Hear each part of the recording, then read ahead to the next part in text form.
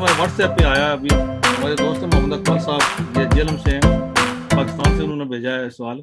तो वो पूछ रहे थे कि आपने मियां नवाज शरीफ का जिक्र किया इब्तिदा में, तो उसके बाद आपने नहीं बताया कि वो जो उनका अपना मैसेज आया है ट्विटर पे, तो वो कह रहे हैं कि पाकिस्तान के तमाम चैनल मैंने देखे हैं, वहां पर तो नहीं कोई किसी जगह भी ये शो नहीं किया गया।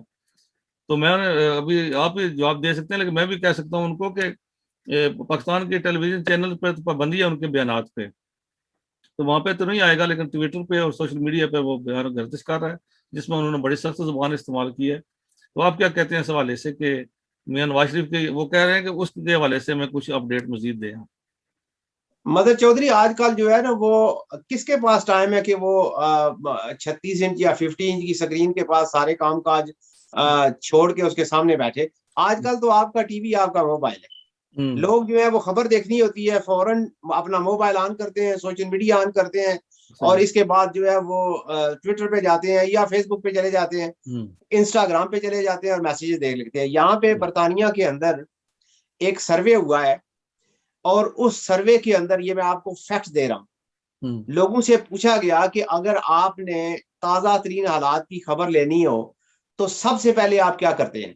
हम्म। उन्होंने कहा कि सबसे पहले हम ट्विटर देखते हैं। हाँ, अपना मोबाइल, और सही। ट्विटर के लिए आप टूल्स कौन से इस्तेमाल करते हैं। हम्म। आप हैरान होंगे कि 80% लोगों ने ये बात कही कि मोबाइल। हाँ, मोबाइल पे। और लैपटॉप भी बाकी लोगों बहुत ने कम हो रहा ये है अभी। बात सुन के हम जो है वो फेसबुक का इस्तेमाल करते हैं। हम्म। और आपको ये मैं बात बताना चाहता हूं कि यही वजह है कि पाकिस्तान के जो टीवी एंकर्स हैं, उनके अगर आप फॉलोअर देखें तो लिखा होगा 4 मिलियन, सही। 2 मिलियन, हम्म। और उनकी रीट्वीट कितनी होगी, 200, हम्म। 300। लाइकिंग कितनी होगी, 10,000, 20,000। और फिर अगर आप इसके ऊपर हम एक प्रोग्राम करेंगे, हम्म। अगर आप जो है वो एनालिटिक व्यू देखें तो उनकी मुमकिन है जो व्यूवरशिप है वो खास और खास मुमकिन है 40,000 में से 30,000 व्यूवरशिप जो है हम्म। उनकी, वो रावलपिंडी डिवीजन या रावलपिंडी के गिरदोनवा में हो। अच्छा, और मैं बड़ा हैरान हुआ कि ये खास एक खास वो इलाके के अंदर, एक वाह। खास हदूद दरबे के अंदर इन लोगों की व्यूवरशिप क्यों है और बाकी पाकिस्तान में नहीं है।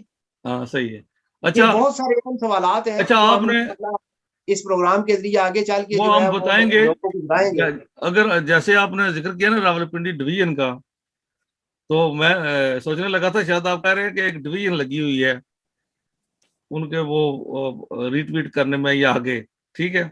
बार क्या बात यह है कि कहने का हाँ मकसद ये है कि है, जो हमारे। होती है, यार सियासी जमात ने अपनी एक पूरी डिवीजन ब्रिगेड जो है वो बना रखी है। मैं तो उन हालात का ऐनी शाहिद हूँ जब हमारे सबसे पाकबाज एक शख्सियत ने 4,500 जो है वो जाली ट्विटर अकाउंट बनाए और फेसबुक के। तो मैंने अच्छा। उनसे अर्ज की कि ऐसा क्यों कर रहे हैं, तो उन्होंने कहा कि ये जरूरत होती है, आगे चल के काम आते हैं। और ये मैं आज चैलेंज के साथ बता रहा हूँ कि पाकिस्तान के मसलन हसन नसार को आप देख लें। हम्म। हसन नसार की जो है वो दो प्रोमिनेंट आइडिया चल रही हैं, और जो सबसे ज्यादा फास्ट एक्ट करती है हर चीज के ऊपर, हम्म। एंटी नवाज शरीफ बयानियां चला रही होती है, उसे MQIA वाले चलाते हैं, और वो लाहौर 365 मॉडल टाउन से ऑपरेट होती है। हाँ, सही है। हाँ, उस बंदे को पता ही नहीं होता, बस उस जल्द बंदे से को पता ही नहीं होता। इसी मतलब। तरह एतजाज एहसन का ट्विटर अकाउंट बड़ा एक्टिव है, और एतजाज एहसन 1,000 दफा कह चुके हैं कि मैं तो ट्विटर इस्तेमाल ही नहीं करता। जावेद चौधरी भी जावेद चौधरी भी इसी तरह। अच्छा, जावेद चौधरी के नाम से बहुत से जो है ट्वीट गर्दिश करते रहते हैं, उसके नाम से बहुत सी चीजें ये उसने कहा है सोहेल वड़ाइच के नाम से।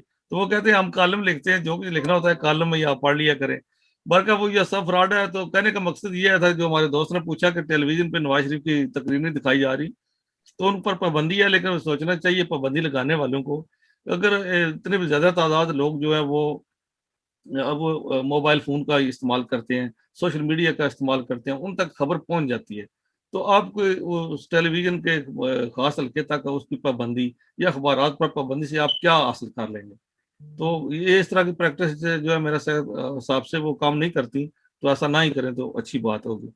बरकफ ये है कि उस उनके इस तकरीर के बाद जो माहौल थोड़ा सा गर्म होगा, लेकिन सोशल वक्त। मीडिया के हवाले से भी मैं एक बात कहूंगा हम्म। कि सोशल मीडिया के ऊपर ऐसे बहुत सारे अकाउंट हैं जो इंडियन लॉबीज जो है वो चला रही थी। हम्म। नाम उन्होंने पाकिस्तानी रखे हुए थे, हम्म। और इस तरह के सैकड़ों अकाउंट्स को मैंने खुद रिपोर्ट किया है। और मैं ऐसे ब्लॉग्स के अंदर रह के पाकिस्तान का दफा करता हूँ जहाँ पे मुझे पता होता है कि ये एंटी पाकिस्तान बयानियां दे रहे हैं। वो नाम जो है वो हमायत सियासी लोगों की होती है, लेकिन दरअसल वो रियासत पाकिस्तान के खिलाफ जहर उगल रहे होते हैं। और ऐसे जगहों पे जाके देखें तो आई एम वेरी एक्टिव, और वहां पे जाके जो है वो अल्हम्दुलिल्लाह हम पाकिस्तान के साथ खड़े होते हैं।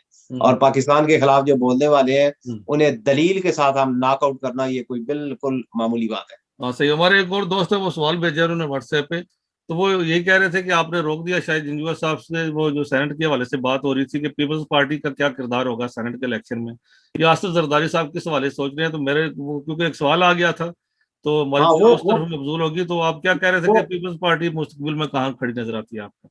वो मुस्तकबिल में देखे, एक बंदा जो है वो आसिफ जरदारी के साथ कोई कॉल जा रही थी, तो दरमियान में एक मेरा दोस्त है, उसको वो आवाज आने लगी। अच्छा। उसने मुझे ये बात बताई है कि आसिफ जरदारी साहब के साथ जो है वो बड़े प्यार के साथ, अखलास के साथ कुछ लोग ये बात कर रहे हैं कि ठीक है, यूसुफ रजा गिलानी को हम उसी तरह एक्सेप्ट कर लेंगे एंटी स्टेट बयानी, एंटी अस्करी क़यादत बयानिए के बावजूद, जिस तरह हमने इमरान खान साहब को एक्सेप्ट किया है। लेकिन उस सूरत हाल के अंदर आप सिर्फ एक जो है ना वो बात, उसकी आप गारंटी दे दें, सिर्फ एक बात, और वो ये है कि आपने मार्च में मार्च नहीं करना। ठीक है, उसमें शामिल नहीं होना। इस मार्च में मार्च नहीं करना। हाँ, यानी आप जो है वो चूज कर लें, इमरान खान साहब के साथ इत्तेहाद कर लें, MQM को साथ ले लें, शेख रशीद को साथ ले लें, लेकिन ये है कि नून लीग से आप अपनी राय जुदा करें और फिर आपके लिए सारे रास्ते खुल जाएंगे। लेकिन मेरा ख्याल है कि बिलावल ऐसा हरगिज़ नहीं करेगा, इसलिए कहते हैं कि बद से बदनाम बुरा।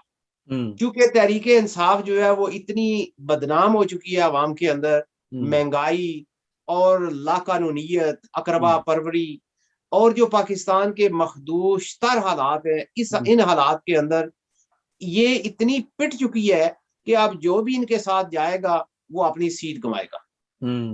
तो ये एक अलमिया है, वरना आपको पता है कि ये PTI वो है जिसके लिए हमने जो है वो बड़ी सपोर्ट की इब्तदा के अंदर, और हम ये कहते थे कि शायद ये तब्दीली लेके आएंगे और ये अरबपति लोगों से पैसा निकलवाएंगे। लेकिन बाद में ये हुआ कि अरबपति तो सारे गले लगा लिए गए, पैसा तो निकलवा लिया उन्होंने, कर लिए गए, और चंद लोगों को जो सियासी मुखालिफिन थे सिर्फ उन्हें टारगेट किया गया। हम तो कहते हैं कि उन्हें भी टारगेट करते हैं, लेकिन उनके अलावा जो अपनी काबीना में बैठे हैं सबको एक रगड़ा, एक चक्की के अंदर पीसते और इनका जूस निकालते।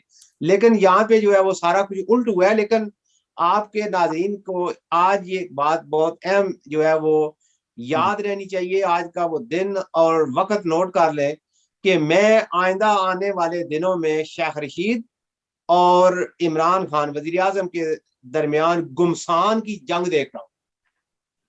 अच्छा, कोई आसार तो नजर आ रहे हैं वैसे, बड़ी बयानात से भी लग रहा है, होगी। मुलाकात भी उनकी नहीं, जो एक मीटिंग हुई है उनकी उसमें भी उसको मदऊ नहीं किया गया।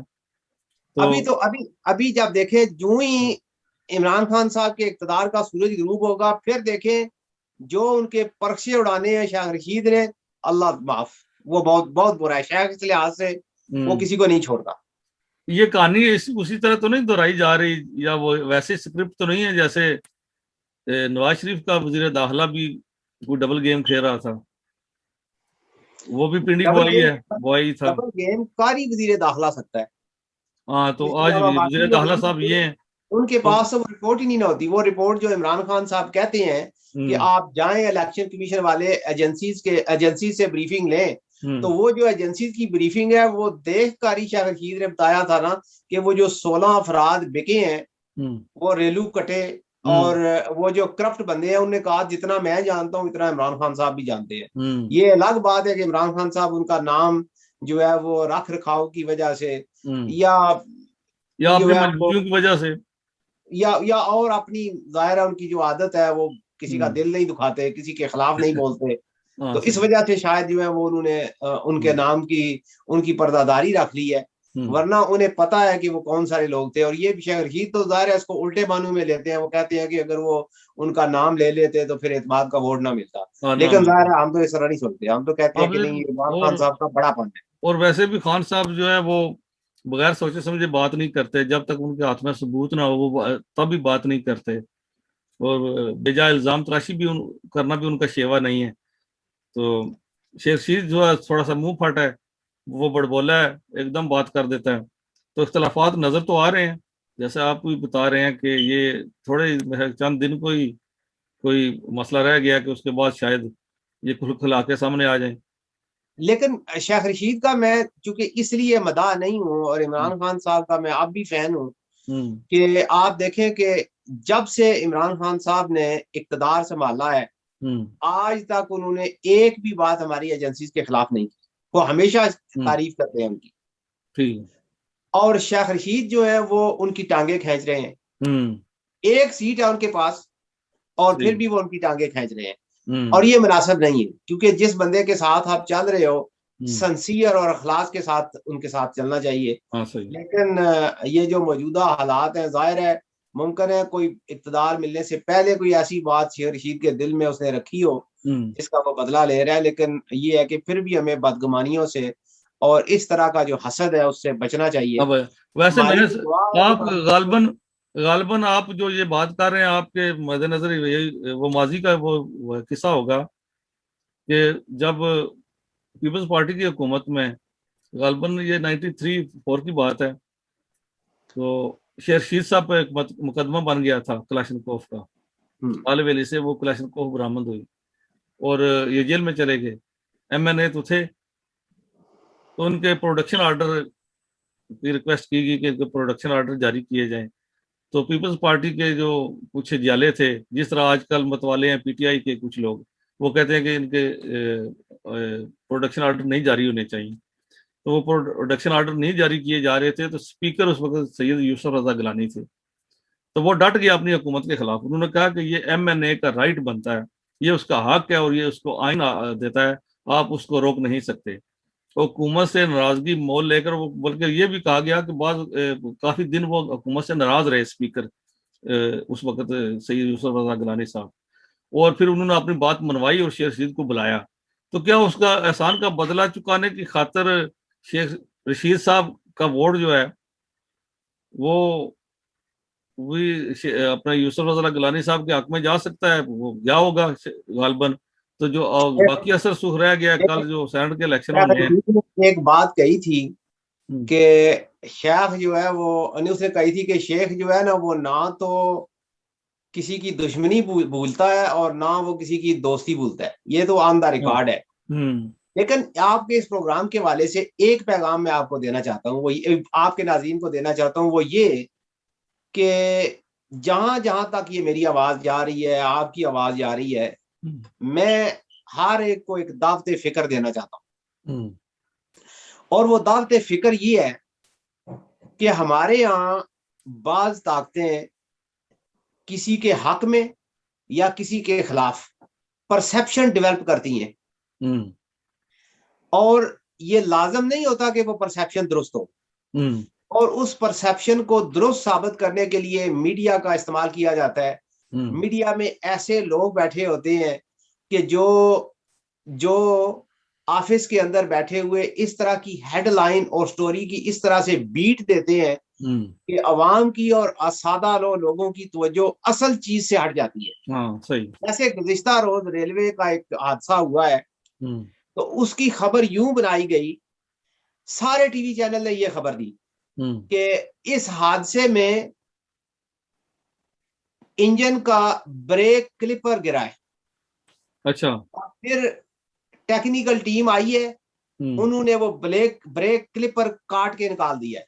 ठीक है। उन्होंने ये नहीं बताया कि कितने बंदे मरे, हाँ, ये नहीं बताया कि इस हादसे का जिम्मेदार कौन था, ये नहीं बताया कि ये इस साल का या पिछले 2 साल का ये कितना हादसा था, ये नहीं बताया कि उस ट्रेन के इंजन की मेंटेनेंस और चेक लिस्ट कब हुई और किसने नहीं किया, क्यों ब्रेक क्लिपर नीचे गिरा, और ये नहीं बताया कि इससे कितना जानी और माली नुकसान हुआ है, और उस जानी और माली नुकसान का इआदा यानी वो जो बजट है वो कहां से पूरा होगा। ये हमें इस तरफ गौर नहीं, इस तरफ तवज्जो ही नहीं दिलाई गई।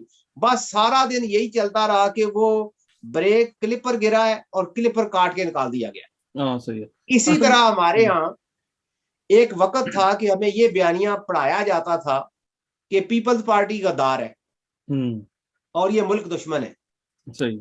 और नवाज शरीफ मुहिब वतन है। ये ये बयानिया होता था, ये ये नवे की दाई थी ना, ये नवे की हमारा दाई। आखिरी बयानिया था। बिल्कुल उसके बाद सेम। बयानिया बदला, सही। और फिर जो है ये बयानिया आ गया कि नवाज शरीफ गद्दार है और जरदारी गद्दार है। और फिर इमरान। इसके लिए एक मौलवी, रेंटे मौलवी, उसे हायर किया गया। वो हर जगह पे तकरीर करता और ये कहता कि ये पार्लियामेंट बुराई, फाशी और उरियानी के अड्डे हैं। जब उसे कहा गया कि ये अड्डे कहाँ पे, आप हमें जाके निशानदेही तो करें, तो फिर वो फुस हो गई। फिर उसने ये खबर दी कि फलां सियासतदान की मिलों में इंडियन एजेंट जो है वो काम कर रहे हैं। यहाँ पे लंदन में उससे सवाल हुआ कि वो जो इंडियन एजेंट थे, आप उनकी तफसील देंगे क्या, उस पर कायम है? तो उसने कहा वो तो मुझे खबर दी गई थी, मैंने पढ़ दी। हाँ, वो पर्ची आई थी, पर्ची आती है, पढ़ पर्ची दो। आई थी, मैंने पढ़ दी।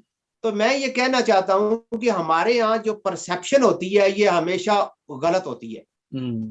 अहले इल्म लोगों को, जी शऊर लोगों को सिर्फ पाकिस्तान के मफादात देखने होते हैं, और वो एविडेंस देख के, बयानियां देख के, और उसे आईने पाकिस्तान की और कुरान मजीद के अंदर जो गवाही और शहादत के असूल बयान किए गए हैं, इनकी रोशनी में परखें। और फिर ये देखें कि ये जो बयानियां आपको बंदा दे रहा है, इसकी अपनी जिम्मेदारी क्या है? क्या ये अपनी जिम्मेदारी से इंसाफ कर रहा है?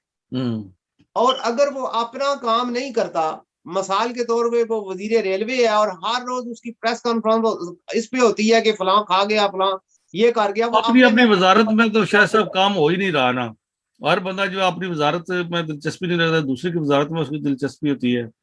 और ये हमारी बदकिस्मती है। जैसे आपने हादसे का जिक्र किया, हादसे की भी तहकीकात नहीं होगी, और जो उनके मेंटेनेंस के मसाइल हैं उसकी तरफ तवज्जो नहीं दी जाएगी, एक के बाद फिर हादसा होता जाएगा। जैसे आपने कहा कि हमारा बयानिया भी तब्दील होता रहता है, जैसे हमारी रियासत का नहीं, बयानिया है। कश्मीर का बयानिया देख लें। कश्मीर का जब भारत ने कश्मीर के ऊपर कब्जा किया, जी। तो ये कहा गया कि नहीं, ये भारत ने अच्छा नहीं किया, हम इसकी जंग लड़ेंगे। फिर जो है ये बयानिया दिया गया कि हम कश्मीर की आज़ादी के लिए हर नमाज जुमा के बाद पूरे पाकिस्तान और हर शहर के अंदर धरने देंगे। हाँ, सही। फिर ये बयानिया आया कि वजीर आजम पाकिस्तान खुद वकील बन गए हैं कश्मीरियों के, हाँ, और और कोई काम यूपी को छोड़ेंगे नहीं। इनमें से एक आज काम भी मैं नहीं। आपके इस प्रोग्राम की वसातत से पाकिस्तानी और कश्मीरियों से ये पूछना चाहता हूँ, आप बताएं कि ये बयानिया किधर गया? कोई आप नहीं। ये बयानिया है कि वो उधर आपका, ये हमारा, बस इसके हाँ। बाद आप देख, इसकी मैं मिसाल आपको देता हूँ, एविडेंस देता हूँ। आपके जितने नाजरीन सोशल मीडिया इस्तेमाल करते हैं, सही। वो ट्विटर के ऊपर जाएं और सदर आजाद कश्मीर जो पाकिस्तान के टॉप ब्यूरोक्रेट है, आप उनका जाके ट्विटर पैगाम देखें, ट्वीट देखें। पाकिस्तान और कश्मीर की हक में उनसे ज्यादा खूबसूरत ट्वीट कोई बंदा नहीं करता, लेकिन उनकी ट्वीट को ना तो ISPR जो है वो उसको लाइक और रीट्वीट करती है, ना वजीर आजम पाकिस्तान उनको रीट्वीट करता है, और ना पाकिस्तान का वजीर इतलात और पाकिस्तान की जो सोशल मीडिया टीम है जो ये दावे करती है कि हम कश्मीर की आजादी की जंग लड़ रहे हैं, एक बंदा सदर आजाद कश्मीर की ट्वीट को ना लाइक करता है ना रीट्वीट करता है। इससे ये मैं आपको सबूत दे रहा हूं कि बयानिया और हकायक के अंदर कितना बड़ा फर्क होता है। ये बड़ी हमारी बदकिस्मती है ना कि रियासत के हवाले से हम बात कर रहे थे। जैसे आपने पहले बताया कि हमारी रियासत का बयानिया तब्दील होता रहता है। रियासत का बयानिया 90 की दहाई में ये था, 1990 में मैंने लाइवली देखा है, बिल्कुल अपने होशो-हवास के साथ उस दौर को देखा है कि जब कहते थे कि बेनजीर जो है इंडियन एजेंट है या मुल्क की गद्दार है, और नवाज शरीफ को बहुत बड़ा मुहिब वतन बनाकर पेश किया जाता था। सेम फिल्म मुझे ऐसे ही ये लगती है, ये जब 2010 के बाद ये फिल्म स्टार्ट हुई ना, PTI वाली, इमरान खान को प्रमोट किया गया, सामने लाया गया, और सेम ही बयानिया मुझे ऐसा लगता है कि वो स्क्रिप्ट लिखने वाला एक ही बंदा था और उसी को वो आगे जो है वो लेकर चला। जब नवाज शरीफ को मुहिब आजम कहा जाता था, हम उस वक्त भी कहते थे कि ये बिजनेसमैन है, लेकिन ये चूंकि बिजनेसमैन है तो पाकिस्तान के बिजनेस के हवाले से ही अच्छा सोचता है, लेकिन हम इसे मुहिब आजम कभी नहीं मानते। और आज भी सोच यही है कि इस पाकिस्तान के अंदर सिर्फ वो बंदा काबिल कबूल होना चाहिए और वो जमात काबिल कबूल होनी चाहिए जो आईने पाकिस्तान की अमलदारी और आईने पाकिस्तान के अंदर तय करदा हदूदों क्यूद के अंदर रह कर काम करने की बात करे, वो नवाज शरीफ हो, इमरान खान साहब हो, वो कोई भी हो, आइंदा आने वाला या कोई पहले वाला, सिर्फ वो बंदा जो आईने पाकिस्तान, ये पाकिस्तान एक वफाकी इकाई है और ये ऐसे ही है जैसे 5 बंदे हैं, वो कहें कि हम जो है वो एक प्लाट, एक जमीन लेते हैं, 5 पार्टनर है इसके अंदर, और इसमें शराकतदारी का ये असूल होगा कि इस प्लाट की डेवलपमेंट में एक बंदा जो है वो इसके अंदर बिल्डिंग वर्क करेगा, एक बंदा जो है वो पैसा लगाएगा और एक बंदा जो है वो जमीन देगा, और इस तरह मिलके ये प्रोजेक्ट चलाएंगे। तो वो जो एग्रीमेंट होता है, इसका मतलब है वो वफाकी हैसियत, वो आइन है। अगर उसकी कोई खिलाफ वर्जी होगी तो वो प्रोजेक्ट नाकाम हो जाएगा। ये पाकिस्तान एक वफाक है, इसकी इकाइयां हैं और एक एग्रीमेंट है, और इस एग्रीमेंट से अगर हम बाहर निकलेंगे तो फिर पाकिस्तान की सलामती है उसे शदीद खतरात इससे पहले ही हम आधा पाकिस्तान गवा चुके हैं। अल्लाह ना करे कि ये जो कश्मीर है ये पक्का और ये हमेशा हमेशा के लिए जो है हमारे हाथों से जाता रहे, कट जाए। आपकी बात पाकिस्तान के जिस तरह की बात आपने की है शाह साहब, ऐसे ही आज हसन इकबाल ने अपनी प्रेस कॉन्फ्रेंस में कहा है, बल्कि उसने तो हाथ बांध दी। उसने कहा मैं हाथ बांध के कहता हूँ रियासत पाकिस्तान के अदारों को कि खुदारा अपने अदारों को मुतनाज़ा ना बनाएं, फौज को मुतनाज़ा ना बनाएं, अपने जो एजेंसियां उनको मुतनाज़ा ना बनाएं। उनका काम दुश्मन से लड़ना है, उनका सलामती के मामला से दिलचस्पी। मतलब चौधरी एक चीज मुझे जरा कहने की इजाजत दें। मैनचेस्टर के अंदर आग लगी और आग इतनी फैली, आपको पता है यहाँ पे ग्रास होता है, और जब गर्मियों में ग्रास सूखता है तो फिर आग जो है जब अगर भड़क उठे तो फिर वो बड़ी खतरनाक होती है। आप अमेरिका की आग को ध्यान में रख लें। सही। और उस आग पे काबू पाने के लिए जो है वो ब्रिटिश आर्मी को मदऊ किया गया।